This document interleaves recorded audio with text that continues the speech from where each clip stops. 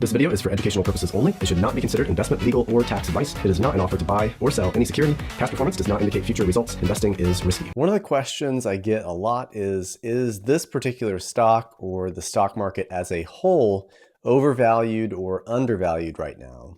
Anytime you value an asset, you always want to look at that asset in relation to other assets that you could invest in. So when we look specifically at stock market valuations, the stock market trading at new all-time highs does not necessarily mean it is overvalued. And conversely, the stock market trading at new all-time lows or 52-week lows does not necessarily mean it is undervalued. You always have to look in relation to another asset. In particular is the US Treasury market.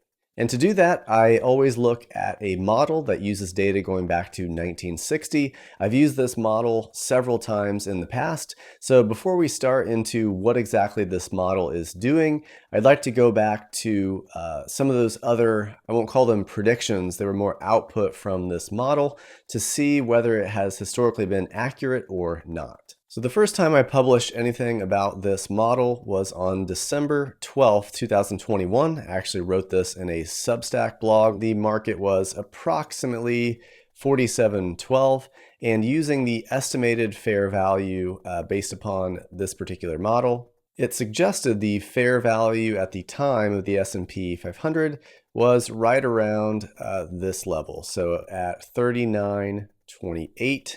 And at the time, that represented overvaluation by about 16.6%. The next time I published about this was actually on YouTube on June 17th, 2022.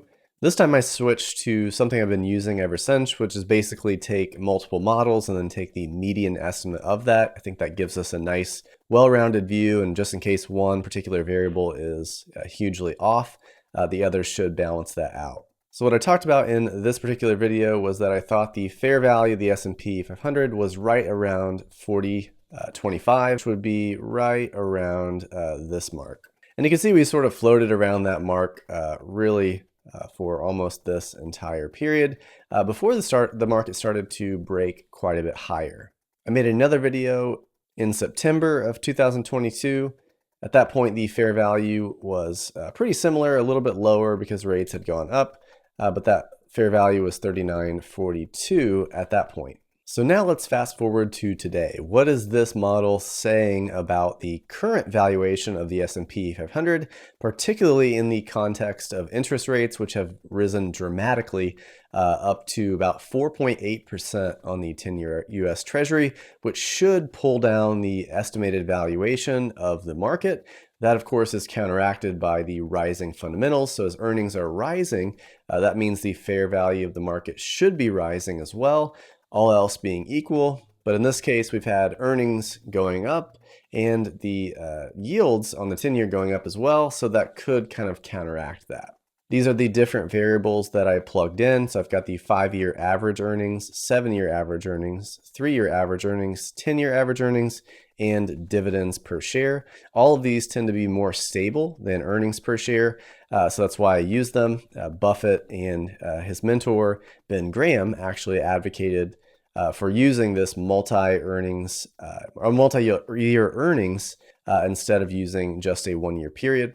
So I like to take the median of what all these models say. So I rank them from the most pessimistic model to the most optimistic model for the S&P 500.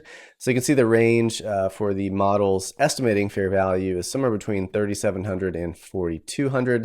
If you just look at the median number, it is 3834. So if you look at where the model says the fair value roughly is 3834, where the S&P 500 actually is, which is 4288, suggests that at this point in time, the market is about 10.5% overvalued. And keep in mind that doesn't necessarily mean bonds are going to outperform stocks. It doesn't necessarily mean stocks are going to decline. All it means is in relation to the 10-year Treasury, stocks are likely not going to return as much more than they typically have. So historically, stocks have outperform bonds by about 4% per year, the 10-year US Treasury.